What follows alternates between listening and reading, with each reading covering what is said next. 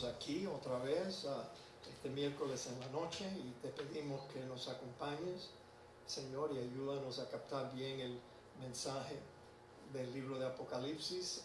Deseamos tener la bendición que tú prometes para los que leen y entienden, estudian este libro, y te pedimos que tu Espíritu nos ayude, nos aclare lo que no está claro. Padre, oramos por Carmelo.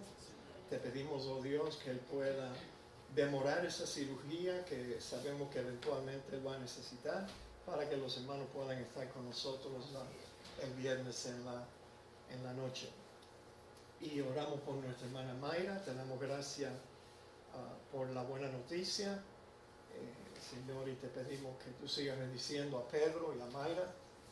Y Señor, te damos muchas gracias. En el nombre de Cristo Jesús. Amén. Amén. Amén.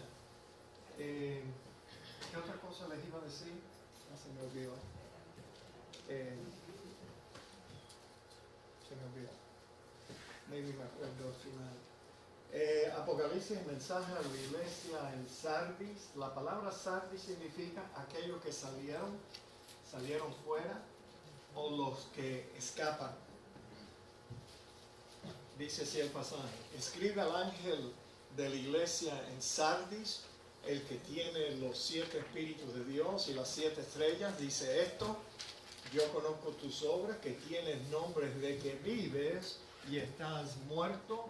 Sé vigilante y afirma las otras cosas que están por morir, porque no he hallado tus obras perfectas delante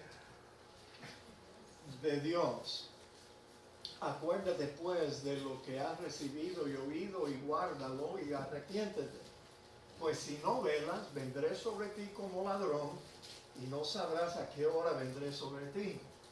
Pero tienes unas personas en Sardis que no han manchado sus vestiduras, y andarán conmigo en vestiduras blancas, porque son dignas. El que venciere será vestido de vestiduras blancas, y no borraré su nombre del libro de la vida. Y confesaré su nombre delante de mi Padre y delante de sus ángeles. El que tiene oído, oiga lo que el Espíritu dice a las iglesias. ¿Alguien me quitó el aire acondicionado? ¿No? No, es que está fresco, por eso no estoy parando. No, ya yo tengo calor. Bueno, hermanos, aquí está la iglesia en Sardis. Aquí, Tiatira, estudiamos la semana pasada. Sardis está. Nos falta la iglesia de Filadelfia. 2 iglesias muy interesantes. Si aceptamos que estas 7 iglesias, y ya yo me aparté de esta idea, pero si usted quiere aceptar que estas 7 iglesias nos dan un vistazo panorámico de la era de la iglesia, entonces Sardis representa la época de la iglesia de la Reforma Protestante, cuando Martín Lutero y algunos otros reformadores protestaron contra la falsa enseñanza, corrupción y la tiranía de la iglesia papal. La iglesia papal es la iglesia católica romana. Este periodo se extendió más o menos desde el 1520 hasta el 1750. Durante este tiempo muchos escaparon o salieron de la abominación y la apostasía de la iglesia de Roma, pero muchos se quedaron. Pero la mayor parte de ellos no renacieron, o sea, no nacieron de nuevo por obra del Espíritu Santo, quedándose espiritualmente muertos. Tienes nombre, por eso dice que tienes nombre de que vives y estás muerto. Ahora nosotros vamos a entender más adelante por qué mucha gente inconversa se unieron a la Reforma Protestante, pero no se convirtieron. Yo no creo que eso fue culpa de la iglesia, sino culpa de esas personas que querían salirse de la iglesia católica y bueno, ahora tenían una opción, las iglesias reformadas, protestantes, y se unieron a esas iglesias, pero no eran salvos. En aquel tiempo muchos estaban cansados, aquí está, de la tiranía de la iglesia romana. se unieron al movimiento protestante, pero no se unieron espiritualmente con Cristo.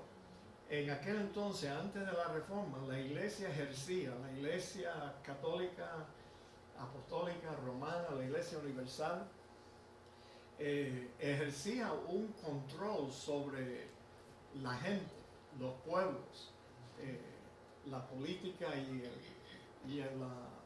la iglesia, o sea, el gobierno y la iglesia estaban prácticamente unidos. Entonces la iglesia ejercía un poder para esclavizar a la gente y para lograr que ellos hicieran lo que la iglesia les mandaba. El tiempo ilustrado por la iglesia de Sardis abarca los tiempos de la Reforma desde el 31 de octubre del año 1517, esa es la fecha correcta, perdone que la semana pasada les di 1540, yo me equivoqué. La Reforma desde el 31 de octubre del año 1517, cuando Martín Lutero clavó sus 95 tesis, o sus 95 quejas en la puerta de la iglesia de Wittenberg, Alemania, hasta el año 1756. O sea, esta época de Sardis, según algunos teólogos, duró 233 años.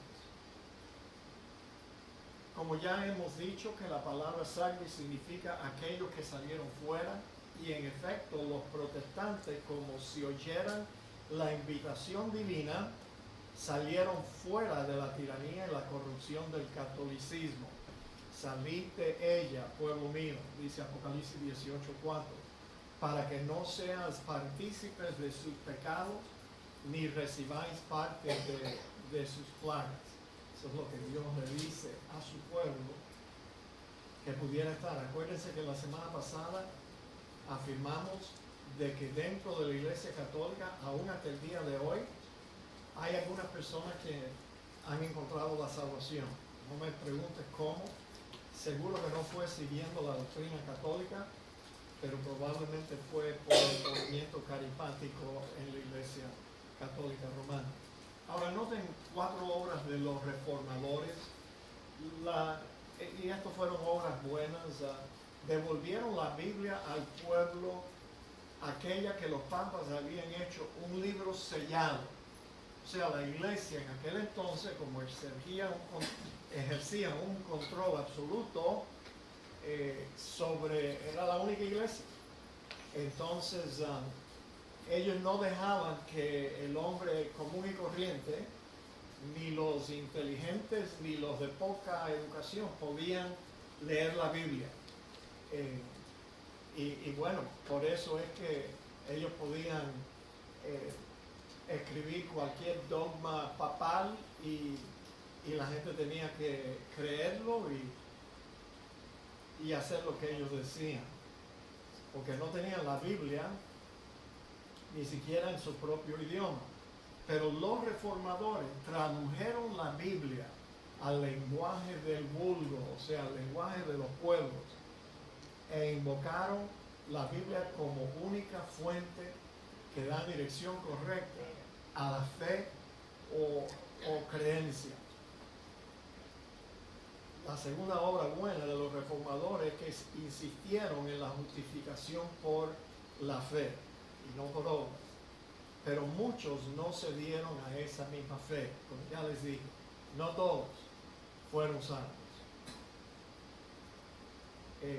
La tercera obra es que los reformadores proclamaron al Cristo crucificado como único Salvador Redentor de los creyentes, al Cristo resucitado como la única cabeza y Señor de la iglesia, y así rechazaron el papado. Al Cristo sentado a la diestra de Dios Padre proclamaron como el único intermediario y abogado del creyente. Se apartaron de la mariolatría y pusieron a María donde la Biblia la pone. Entonces fueron obras buenas. La cuarta obra de los reformadores que proclamaron la adoración a Dios fuera de todos los ritos, ceremonias, insistiendo en la adoración a Dios como la Biblia la manda, en espíritu y en verdad, no a través de sacramentos ceremonias, ni misas, ni cosas por el estilo. Ahora, el mensaje de los reformadores fue proclamado con estas 5 expresiones que ya ustedes han oído: sola fide, solamente por fe; sola gratia, solo por gracia; sola escritura, solo por Cristo, no por Cristo y María y los ángeles y los santos; y solo a Dios la gloria. Esas son las 5 solas que salieron de esa época de la Reforma. Todas estas grandes verdades de las que, apropiándose, fluyen fuentes de gracia para los creyentes. Ustedes saben, pueden aceptar eso. Pero no todos los protestantes se aprovecharon de todas estas gracias. Pero ¿qué pasó? Todo el espíritu protestante de entonces era más semejante a una lucha por la libertad política y religiosa que por la regeneración. La gente quería libertad de la tiranía de la Iglesia Católica. Entonces se unieron, ahora tenían una opción. No, yo quiero ser protestante. Pero no buscaban realmente lo que el Evangelio ofrece. También la multiplicación de sectas causó amargas contiendas y controversias, impidiendo así el crecimiento espiritual de la Iglesia. Después de la Reforma empezaron los grupos y bueno, había diferencias y controversias entre los arminianos y los calvinistas, y esa controversia continúa hasta el día de hoy. Estas contiendas dentro del protestantismo y las que constantemente se tuvieron con Roma privaron a la Iglesia del celo misionero, aunque han habido y hay algunas excepciones. O sea, ellos empezaron a fajarse dentro de ellos mismos, de los protestantes, los diferentes grupos, en vez de predicar el Evangelio y extender el mensaje del Evangelio. El amor a las discusiones y altercados interminables muestra que los protestantes de aquellos días procuraban más la victoria con la palabra de Dios en la mano antes que la victoria por medio de la palabra de Dios en los corazones. Algunas de estas peleas resultaban en que los arminianos y los calvinistas hasta tenían guerras físicas y se mataban unos a otros. Eso fue un error tremendo. Pero bueno, acuérdense, esta gente había salido de la época de la oscuridad y recién algunos pocos dentro del movimiento se habían convertido por el mensaje del Evangelio y por la justificación por fe, pero luego tenías a todos los demás que estaban ahí pegados, y como ya ustedes me han oído decir en varias ocasiones, lo peor que le puede pasar a una iglesia es que ella abra las puertas y admita a gente que no han sido regenerados. Esa no es la tarea de la iglesia es la comunidad de los santos. Amén. Nosotros tenemos las puertas abiertas aquí para todo el que quiera visitar nuestra iglesia. Todos son bienvenidos. Pero nosotros vamos a luchar porque ellos se conviertan. Y si no se convierten, ojalá que se vayan. ¿Me oyeron? Amén. No es la tarea de nosotros créame que, tú sabes, en vez de la iglesia ir al mundo con el mensaje del Evangelio, dejamos que el mundo entre en la iglesia, y eso no es bueno para la salud de una iglesia. Así que la gente que no se quiere convertir, que no quiere vivir la vida cristiana como Dios demanda, porque se largue, que se vaya. Y bueno, aquí se van mucha gente, y se asustan. Ustedes me pueden echar la culpa a mí si ustedes quieren. Yo creo que eso es parte de nuestra labor como pastor de un rebaño cristiano, de acabar con la gente que no quiere realmente someterse a Cristo. No es que yo sea malo o bravo, yo prefiero que todos se convirtieran. Pero si no se van a convertir y van a estar causando problemas en la iglesia y mundanalidad en la iglesia, mejor que esa gente se vaya. Yo no he votado nada más que una sola persona de aquí en 32 años, contrario a lo que ustedes han oído. Porque aparentemente cada vez que alguien se va bravo con este servidor de la iglesia, enseguida dicen que el pastor me votó. Yo no he votado nada más que una sola persona. Una sola persona. Te voy a dar hasta el nombre. Julio Arce, se llamaba el individuo. Un falso cristiano. Y si tropiezo con otro igual que él, lo vuelvo a votar. Pero that's it, hermano. El amor a las discusiones, altercados interminables, muestra que los protestantes de aquellos días procuraban más la victoria con la palabra. Ya yo leí eso, ¿no? Sí. Por eso la reforma, en los ojos de Dios, fue considerada muerta y no fue llevada a su fin. En Apocalipsis 3:2 dice: sé vigilante y afirma las otras cosas que están para morir o por morir, porque no he hallado tus obras perfectas delante de Dios. Fíjate, qué triste. No obstante, la reforma dio cierta cantidad de nombres no corrompidos y dignos. Pero tienes unas pocas personas en Sardis que no han manchado sus vestiduras y andarán conmigo en vestiduras blancas, porque son dignas. Si usted muere cualquier día de esto, ojalá que no, yo quisiera morirme antes de todos ustedes, pero lo primero que Dios hace cuando un alma llega desnuda, acuérdese que ni la ropa que tenemos puesta vamos a poderla llevar con nosotros. Llegamos allí delante de la presencia de Dios totalmente desnudos. Pero lo primero que Dios hace es que nos viste de vestiduras blancas, esperando la resurrección, la glorificación de nuestros cuerpos, y entonces es así. Entonces estos que menciona aquí, que andarán conmigo en vestiduras blancas, son ese poco gente que fueron salvos de verdad. A ellos debe añadirse a los mismos reformadores. Aquí tiene una lista de muchos de ellos. John Huss, él fue el primer mártir de la Reforma, pero él vivió muchos años antes de Lutero.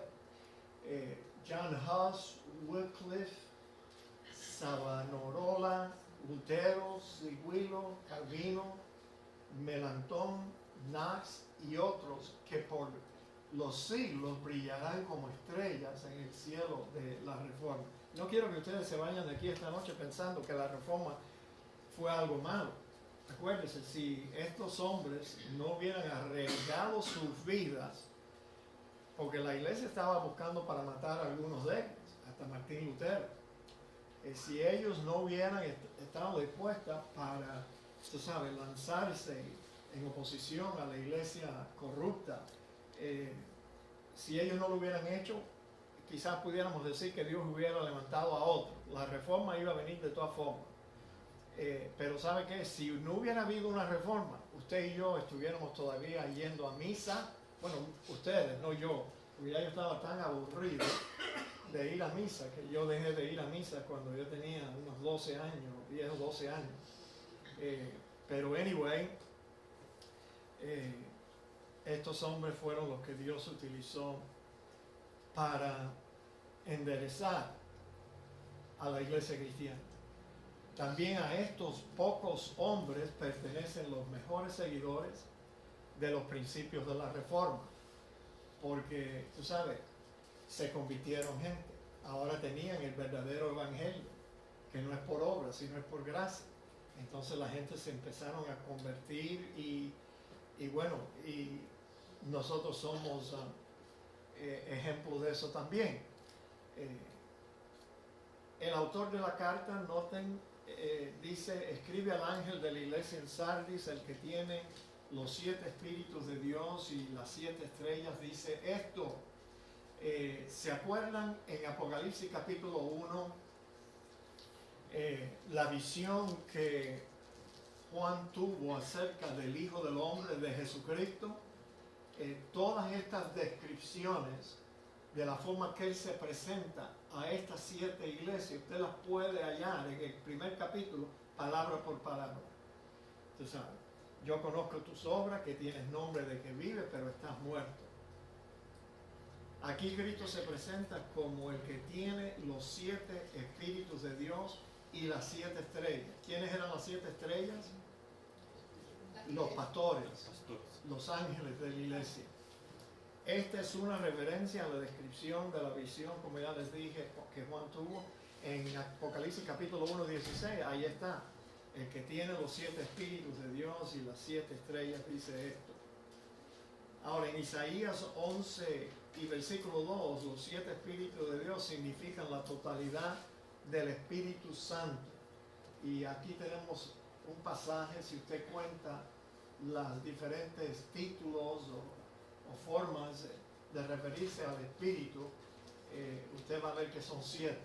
Y reposará sobre él espíritu de Jehová, espíritu de sabiduría, espíritu de inteligencia, espíritu de consejo, espíritu de poder, espíritu de conocimiento y espíritu de temor de Jehová. Los 7 espíritus de Dios, igual que en el capítulo 1 de Apocalipsis, versículo 4, es una referencia a la plenitud del Espíritu Santo. Acuérdense que 7 en la Biblia es el número perfecto, el número de la perfección, de la plenitud del Espíritu. El problema de Sardis era que algunos estaban muertos espiritualmente. Cristo se presenta a esta iglesia como el poseedor del Espíritu Santo, que es el único que puede dar vida. ¿No es verdad? A mí eso era lo que la gente en Sardis que estaba muerto necesitaba. Recibir a Cristo de corazón, de verdad, con ganas de ser salvos. Iban a recibir el Espíritu que les puede dar vida. Con el anuncio de que Cristo tiene los 7 espíritus de Dios, el Salvador dio a entender a la iglesia muerta dónde tenía que buscar la vida. Porque no puede haber vida espiritual sin el Espíritu de Dios. ¿Amén? El Espíritu de Dios es el que nos regenera. El Espíritu de Dios es el que produce en nosotros el nuevo nacimiento. Y el Espíritu de Dios es el que viene a hacer una morada en cada persona que ha sido salvada. Y si tú no tienes el Espíritu de Cristo, no eres de Él. Punto y aparte. Entonces, no hay vida sin tener el Espíritu de Dios en tu corazón. Aun cuando los hombres se llamen protestantes o cristianos evangélicos y practiquen muchas cosas en el nombre de Dios, si carecen del Espíritu Santo, no pertenecen a Cristo y todas sus obras son muertas. Dios las ve así. No sirve. No sirve. ¿Se acuerdan de la Madre Teresa? Pobrecita, ella dedicó toda su vida, se sacrificó, vivió una vida ejemplar de buenas obras y de obras de caridad, obras para ayudar a la humanidad. Pero si ella no fue salva, todas las obras que ella hizo fueron muertas. En Mateo ustedes conocen este pasaje que dice: no todo el que me dice Señor, Señor entrará en el reino de los cielos, sino el que hace la voluntad de mi Padre que está en los cielos. Muchos me dirán en aquel día: pero Señor, Señor, no profetizamos en tu nombre, y en tu nombre echamos fuera demonios, y en tu nombre hicimos muchos milagros. Y entonces les declararé: nunca os conocí, apartados de mí, hacedores de maldad.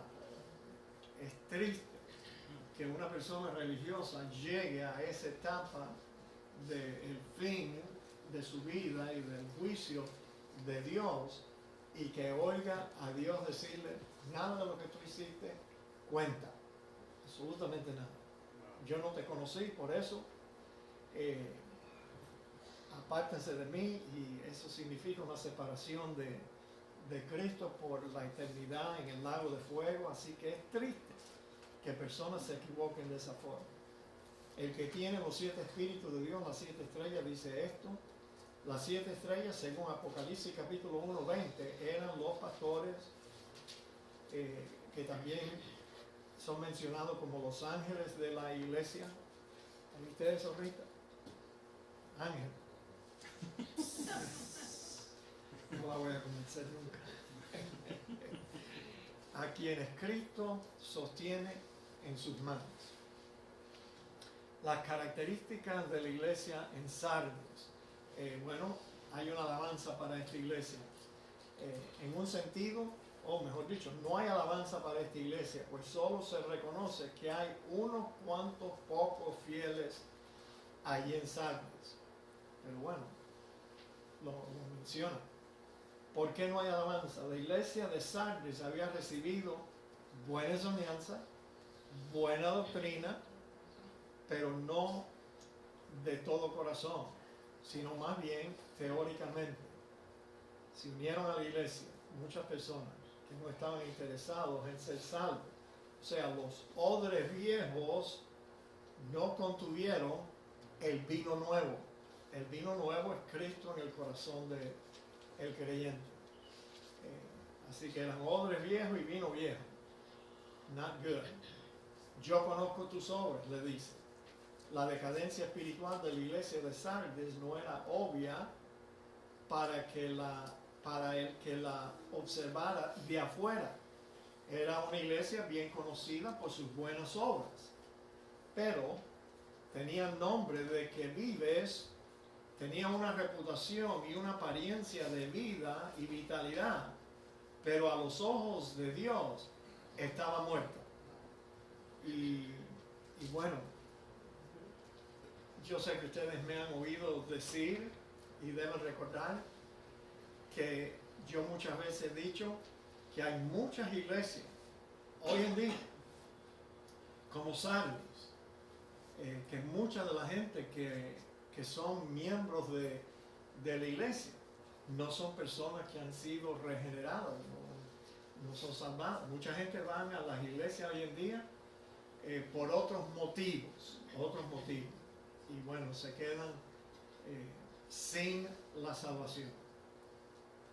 En Sardis tenemos una figura del cristianismo nominal, o sea, prosperidad exterior, se ocupaban en hacer buenas obras, preocupación por lo externo de la actividad religiosa, pero vacío de vida y de poder espiritual.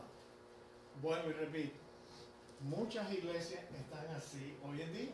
Así que Sardis no terminó en el año 1720. Y es por eso que yo rechazo, y te voy a mostrar otra razón por qué yo rechazo que estas 7 iglesias nos están dando un vistazo de la época de la iglesia, 2000 años.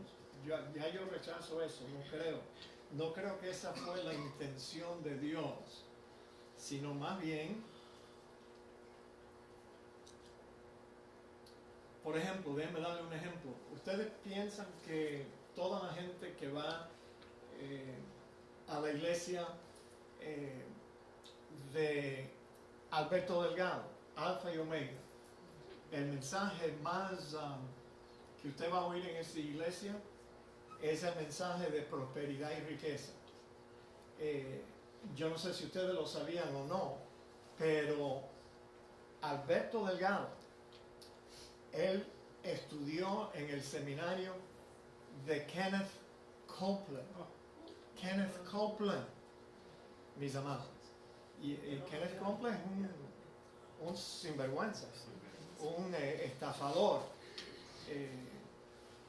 Y él sí vive bien. Vive en una mansión, tiene a fleet of jets. Google him en YouTube para que ustedes vean que es un hombre corrupto. Y bueno, lamentablemente Alberto Delgado estudió con Kenneth Copeland. Aquí en Miami hay un poquito de todo. Ahora, ¿tú crees que en una iglesia como esa que yo mencioné, y la mencioné para que ustedes no se embullen a ir allá, está muy lejos de todas formas de aquí de North Miami, pero yo fui a la iglesia de Alberto Delgado un día en mis vacaciones, creo que mi familia fue conmigo.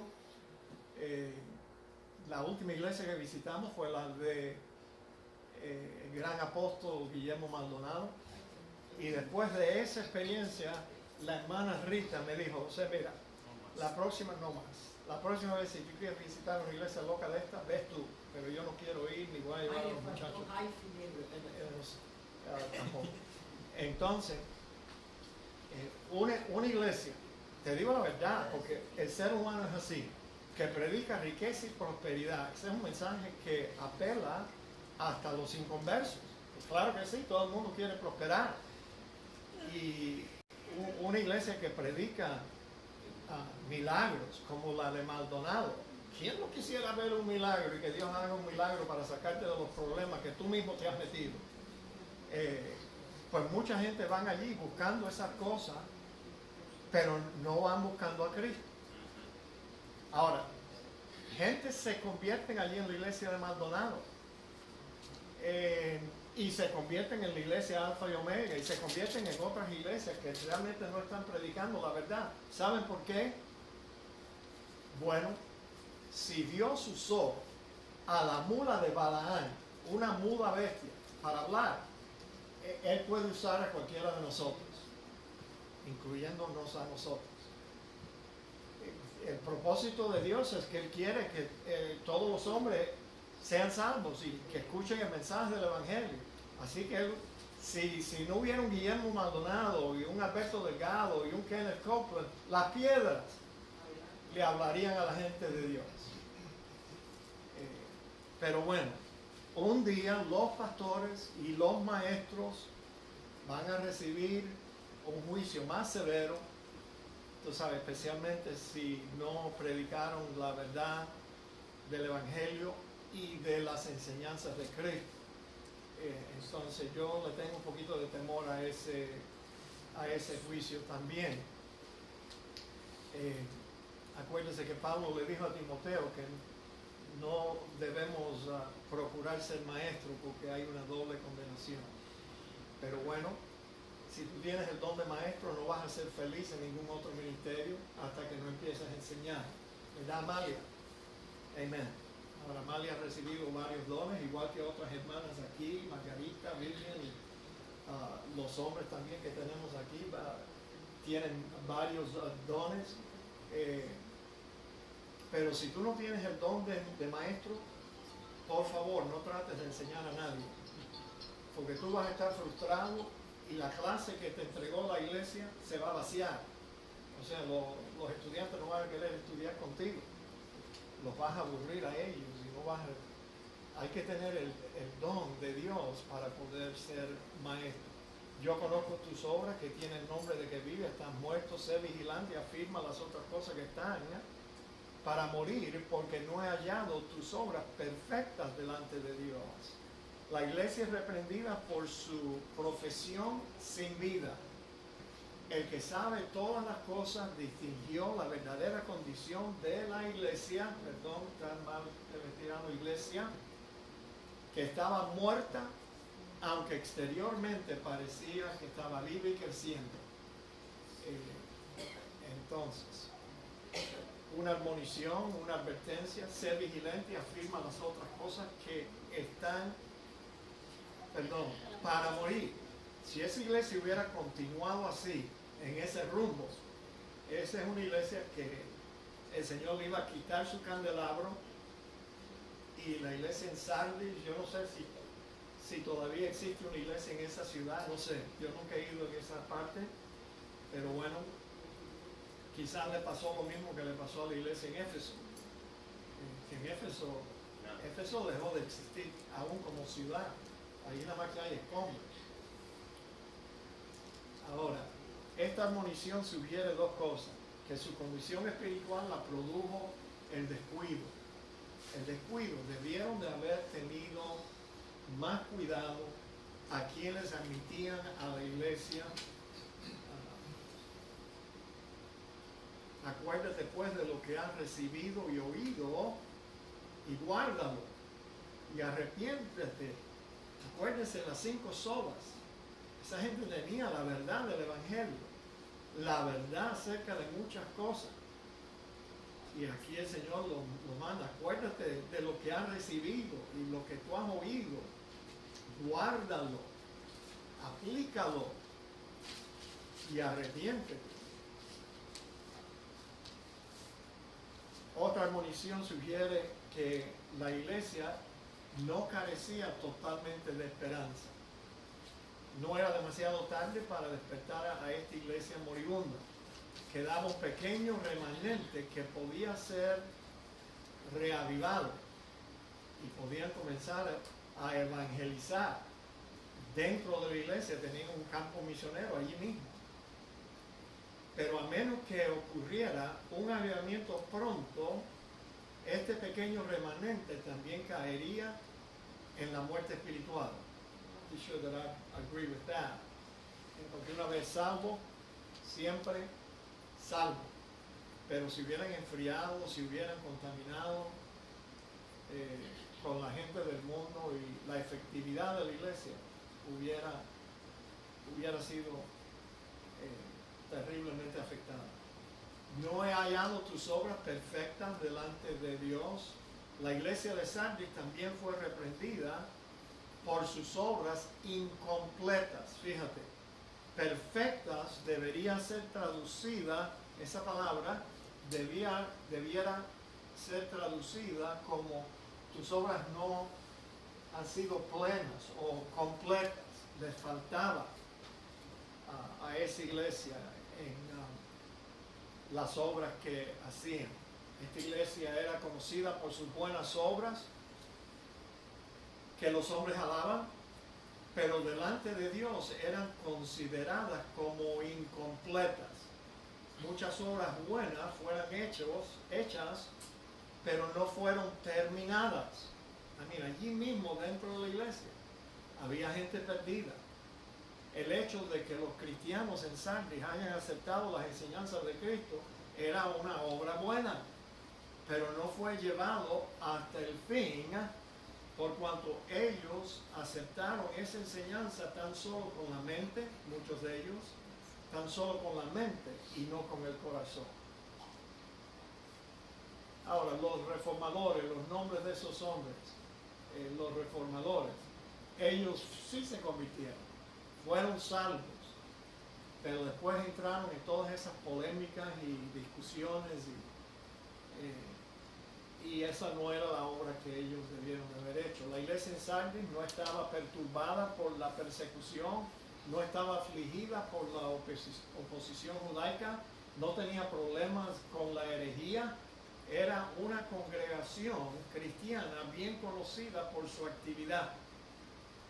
Pero a la vista de Dios, todas estas actividades religiosas eran un fracaso, porque eran solo formales y externas y no influidas por el Espíritu Santo, que es el que da vida. Ahora imagínense toda esa gente que sirvió al movimiento de la Reforma, que estaban acostumbrados a las ceremonias y la liturgia en la iglesia católica y todas esas obras religiosas y misas y todo lo demás. Para ellos, estar en una iglesia reformada era, bueno, una mejoría. Pero los que no buscaban la salvación, no fue una mejoría espiritual, sino solamente política. Por eso la iglesia de Sardis, aunque exteriormente aparentaba piedad, pronto principió en ella el enfriamiento y decaimiento de la vida espiritual. No se puede enseñar a una persona no regenerada a vivir la vida cristiana. You can't do it. La iglesia tuvo una comprensión acerca de la verdad, pero en la vida se revelaron señales claras de que en sus corazones no había lo mismo que había en sus cabezas. Tenían conocimiento intelectual de las verdades del Evangelio y las enseñanzas de Cristo, pero todavía estaban perdidos. Es por eso que esta iglesia, considerándose viva, en realidad estaba muerta. La mayoría de la gente allí no tenían vida espiritual. Una exhortación: Acuérdate pues de lo que has recibido y oído y guárdalo y arrepiéntete. Pues si no velas, vendré, escuchen esto, vendré sobre ti como ladrón y no sabrás a qué hora vendré sobre ti. Ahora que nosotros hemos estudiado Primera de Tesalonicenses, ¿a qué te suena eso? Bueno, a mí me suena como si el Señor le está diciendo a esta iglesia, mira, un día yo voy a venir y voy a arrebatar la iglesia, voy a venir sobre ti y tú no vas a estar preparado, no vas a estar salvo y voy a venir a una hora que tú no sabes y te voy a sorprender. Ahora, pero ¿qué nos dice esto? Esto mismo de la estructura panorámica, ayúdenme. Panorámica, thank you. Panorámica de la época de la iglesia. No, la venida de Cristo iba a ocurrir, tú sabes, 2000 años más adelante. Entonces yo no creo que esta iglesia es la iglesia de la Reforma, sino que más bien, aquí está, si esta iglesia iba a durar hasta la venida del Señor por la iglesia, igual que la iglesia en Éfeso, a esta se le exhorta que recuerde lo que había recibido y oído en los primeros días de su experiencia cristiana. Existe una mención en el versículo 3 a la venida del Señor por la iglesia. Pues si no velas, vendré sobre ti como ladrón y no sabrás a qué hora vendré sobre ti. Aquí estamos. Ahora, si aceptamos que estas 7 iglesias tenían las características que tendrán las iglesias en los últimos tiempos, entonces representa a la iglesia que tiene muchas personas inconversas en su membresía y por tanto, aunque tiene nombre de que vive, está muerta. Yo no sé si ustedes escucharon al evangelista Billy Graham. Hace muchos años atrás, Billy Graham dijo que él sospechaba que la mitad de los cristianos que están en iglesias evangélicas no son personas salvadas. Eso lo dijo Billy Graham. Así que, ¿tú no crees que la iglesia de Sardis está viva y coleando aquí en la ciudad de Miami? Todavía lo está. Y ellos van a ser sorprendidos con el día del Señor, con el arrebatamiento y se van a quedar atrás. Esas son la gente que van a lamentar. Cuando vean la visión del Hijo del Hombre viniendo en las nubes, ellos van a lamentar. Porque tienen conocimiento. Oye, este es el arrebatamiento y nosotros nos quedamos fuera.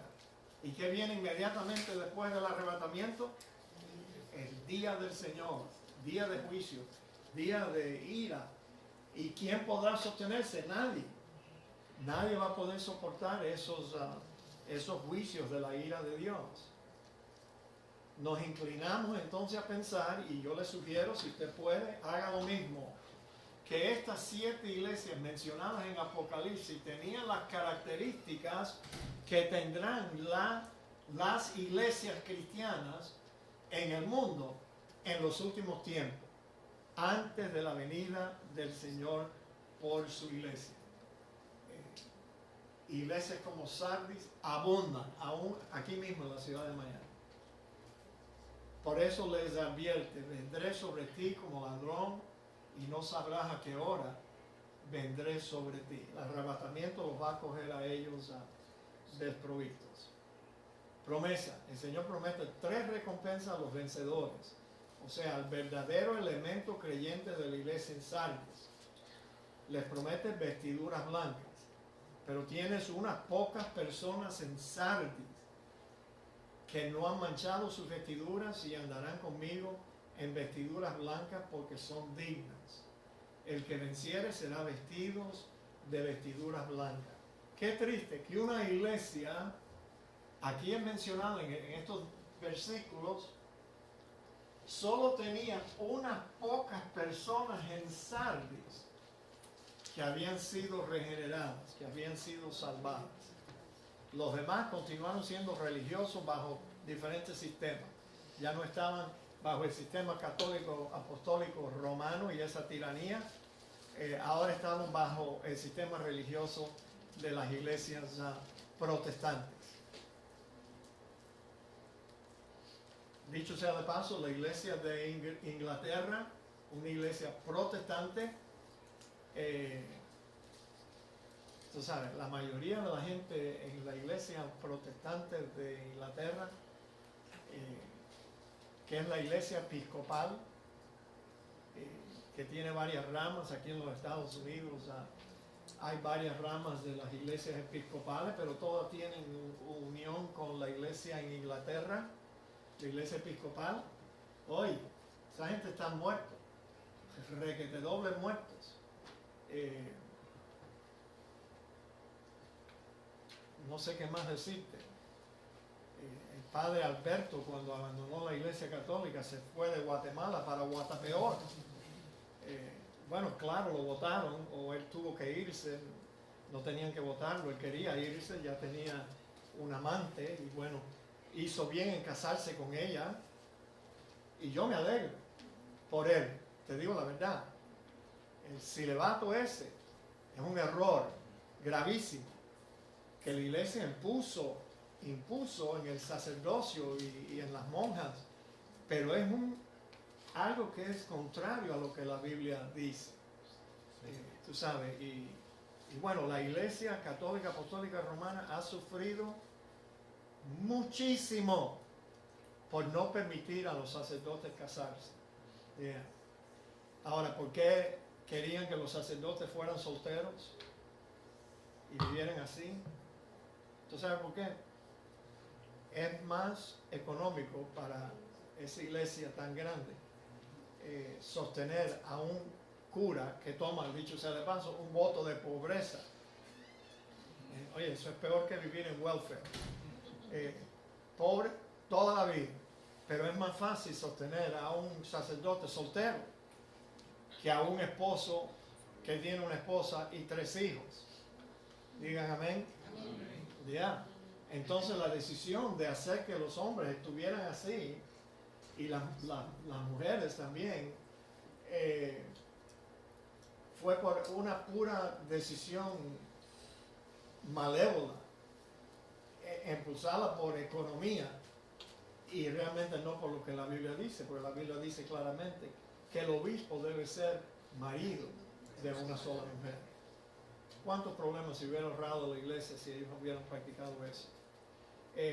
Noten que otra de las promesas que le hace a este grupo que eran salvos en la iglesia de Sardes, no serán borrados sus nombres del libro de la vida. Eso es seguro, porque una vez que tu nombre se haya inscrito en el libro de la vida, que dicho sea de paso, los nombres están allí desde antes de la fundación del mundo, Él no va a borrar los nombres de nadie. Y el que no se halló inscrito en el libro de la vida fue lanzado al lago de fuego, dice Apocalipsis 20:15. Pero no va a borrar sus nombres. La tercera promesa: confesaré su nombre delante de mi Padre y delante de sus ángeles. ¿Se acuerdan en Mateo capítulo 10, 32 y 33 que el Señor dijo: a cualquiera pues que me confiese delante de los hombres, yo también le confesaré delante de mi Padre que está en los cielos? Y a cualquiera que me niegue delante de los hombres, yo también le negaré delante de mi Padre que está en los cielos.